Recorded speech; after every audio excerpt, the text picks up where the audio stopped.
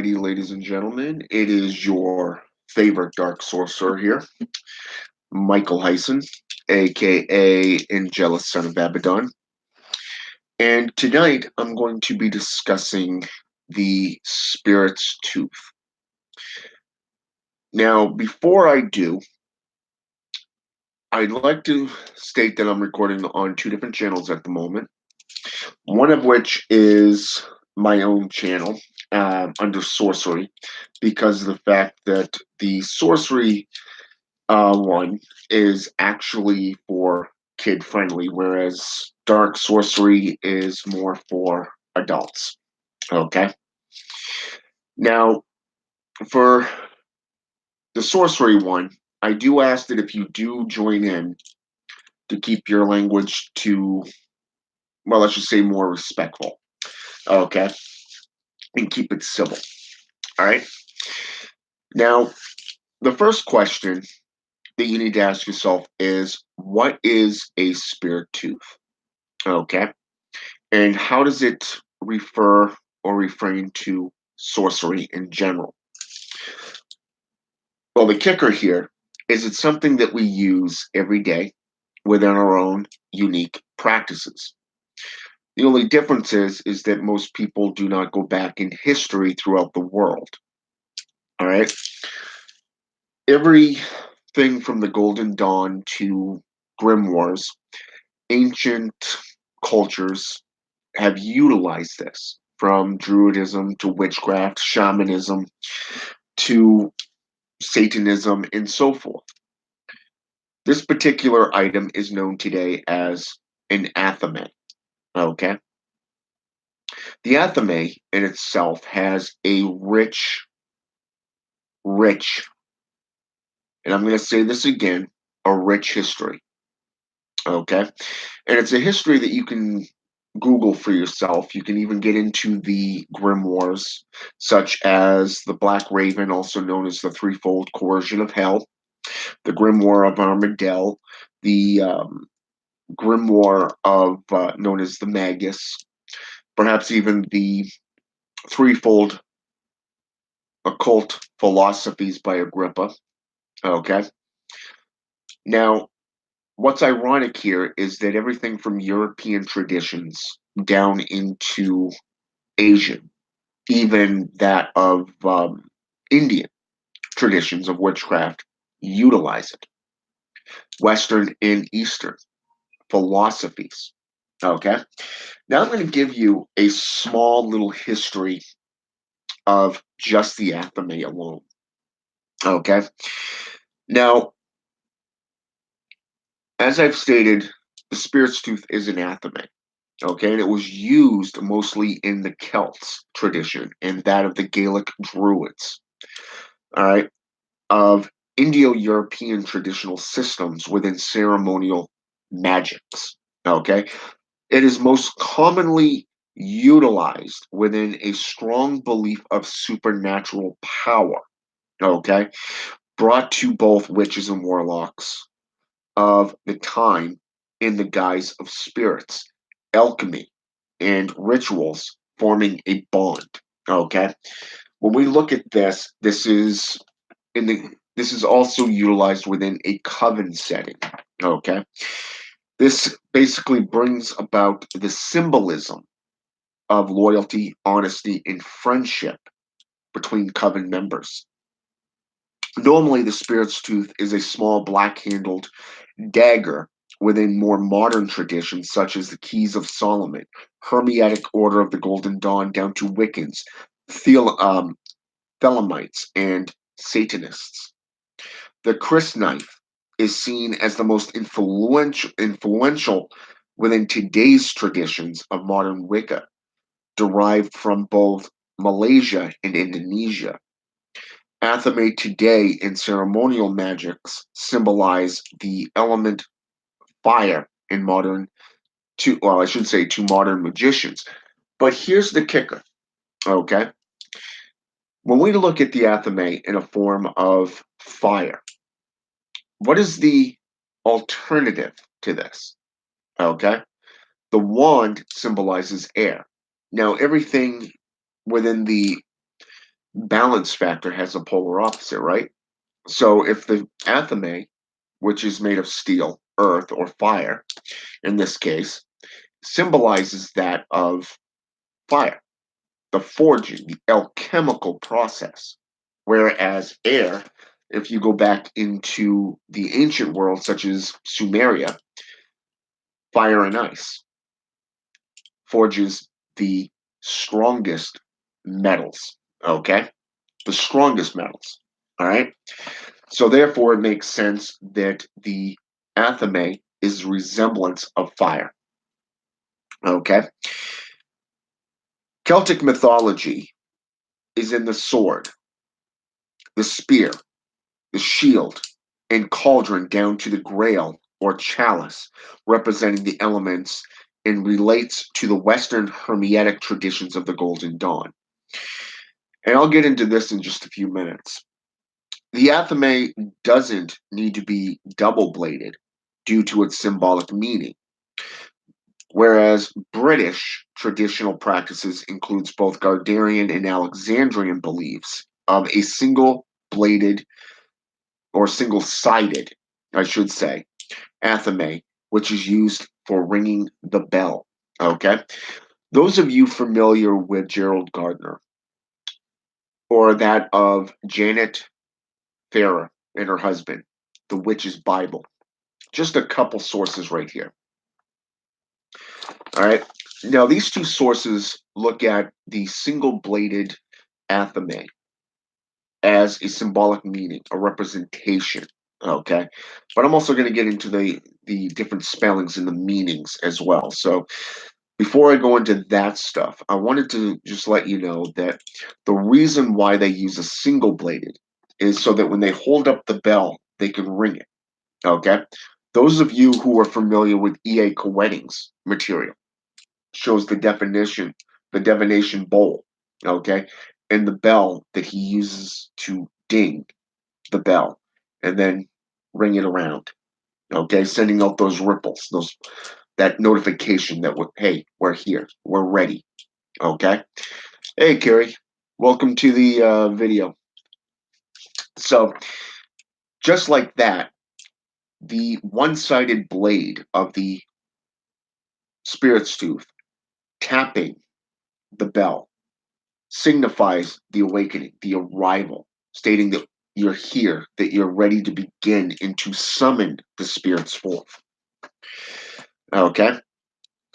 Now, according to Farah, okay, the Witch's Bible, the reason why they dull the tip of the blade is so that you don't accidentally cut yourself or someone else. Okay? And that is the aspect that most people don't understand about having a dull tip like most athames are made today compared to what they used to be. All right. Now, scholastic witches or witchcraft tradition shows and teaches the blade of the athame is for channeling. Okay.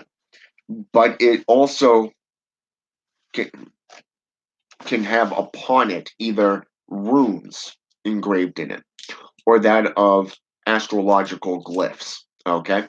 Now, if we go into certain traditions like that of, say, let's go with African, okay, the Egyptian runes, these are glyphs.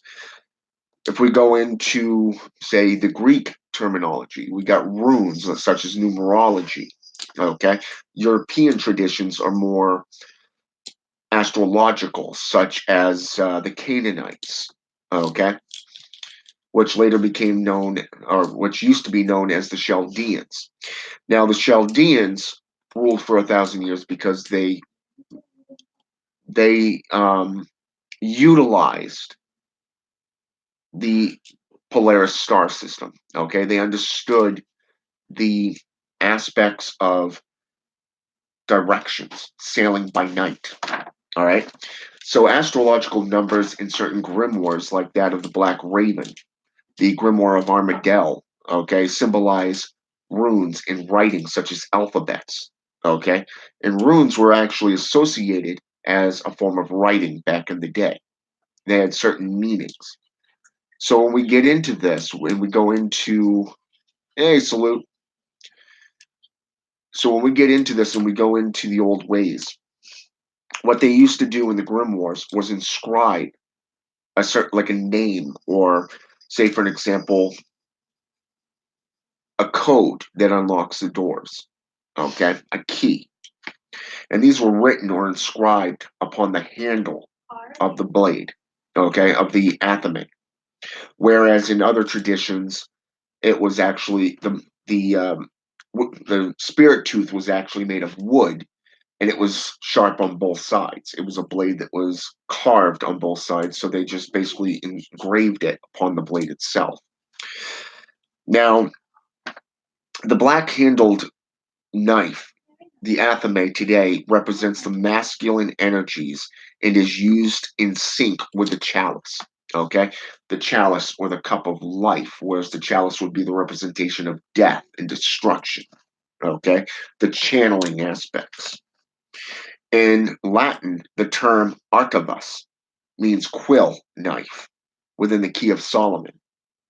Further translation, the Cultolus Aquendis, okay, spelled Aquendis, okay. First word is cult, as in the cult, okay, Cult, ELLUS, okay, which means small cutting knife, can be seen within many spellings and traditions. Examples and sources: the Key of Solomon, French manuscripts, Italian manuscripts. Okay, for an example, I've come across a couple of these that speak to it. Okay, now between these three sources, we can derive these known spellings: Artavo, Artavus, Arthena, Artanas, Arthany, and Athame. Okay. Now, John D. Galandi, 1225, pronounced the artifice as being Kenevet. Johannes Balbus de Janne, with a UA at the end, in 1449, or 1497 rather, Catholic icon called it Artaud, okay, Artus, etc. In the French manuscripts, uses the term small knife, or better described as that which grows or stretches in size, named after ars, meaning arts and crafts. Okay. Medieval magical cults in both Morocco and Andalusia state in the book of Sufis, and again in the book of History of Secret Societies, we see similar influences put forth by Gerald Gardner himself. Now, Robert Graves, a very well-known neo-pagan, okay, pronounces the athame as ADH-DHEME,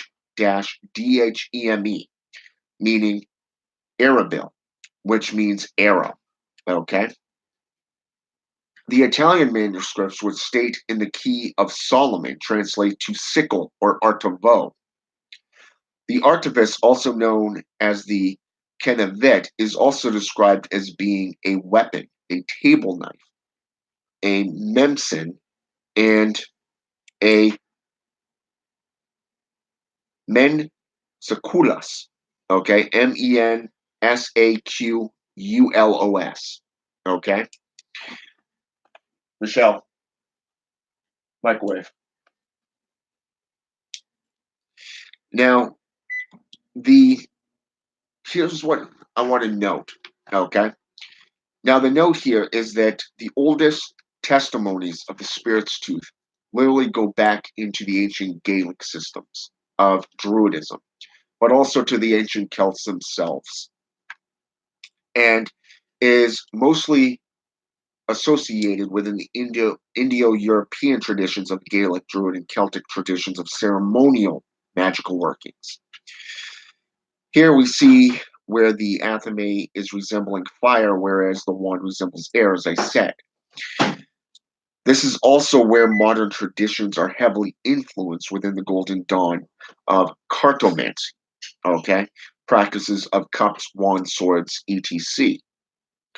But for the most part, this tool has a long, fruitful history within the arts and crafts of the many magical communities, okay? From pointing, much like you would with a finger, okay?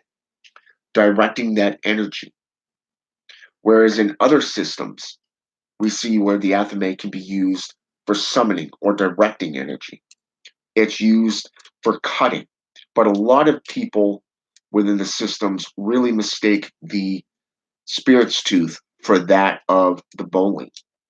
You see, the bowling knife was always used for cutting up herbs, plants, trees, and other things that you use within your magical traditions. The spirit's tooth in general was used for bloodletting. It was used similar to that of a sword or a table knife, as stated. And it was used mostly for spilling of blood. It was made for, hey, John Saunders, what's going on, man? It was used in many traditions of energy raising, summoning the dead, allowing them to come forth. It was for piercing the veil between life and death. But a lot of individuals today really don't get into the mythology and the historical accounts of the tools that we use in sorcery. A lot of times they stick to more definitional tools, so they mention things that we do on a daily basis for rituals. But when getting into it, you really have to understand the tools, their history, and how they're utilized and seen. You consider in the old days, specifically that of Egyptian mythology, you always see the staff or the scepter utilized. Okay. That's why you see a lot of people today, mostly those associated with the term wizard, utilizing a staff. Okay. A staff is a symbolization of a rod. Okay. And in the Grand Grimoire Red Dragon, the rod was used to put terror into spirits, specifically that of the demonic or the demurge. Okay. Whereas the athame, which is known as today, was simply used to call the corners. Okay. North, east, west, and south, or air, fire, water, earth, with spirit being the fifth. These are now known as the four watchtowers, okay, or the four cardinal directions within demonology, within Satanism and demonic sorceries.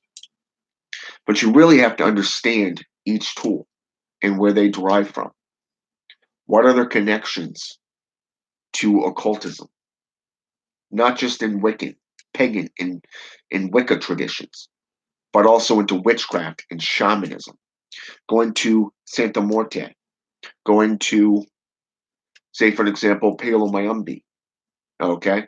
Even Santeria, okay? These traditions use athames just as much as witchcraft, witches and warlocks do.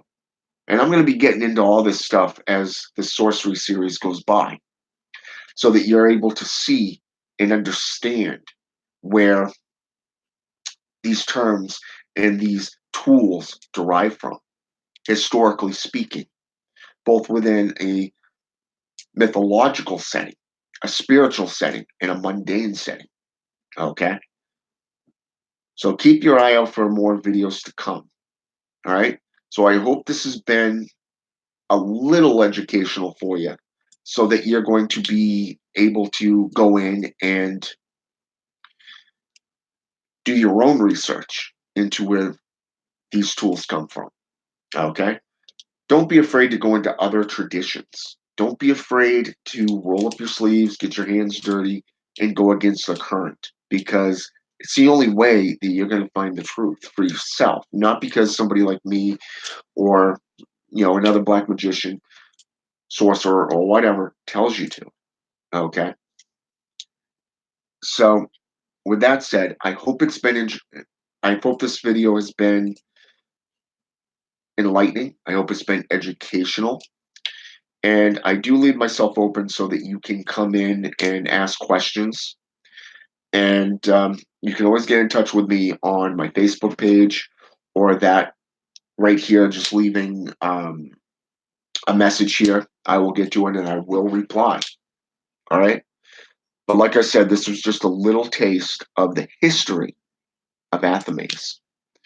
The the ancient name for it was known as a spirit tooth, and it was associated with witch trials in the burning times. So something else for you to think about. All right. So I hope this has been educational, and until the next time, the sorcerer is out. And I want to thank everybody who has participated in this and made an appearance. Have a good night.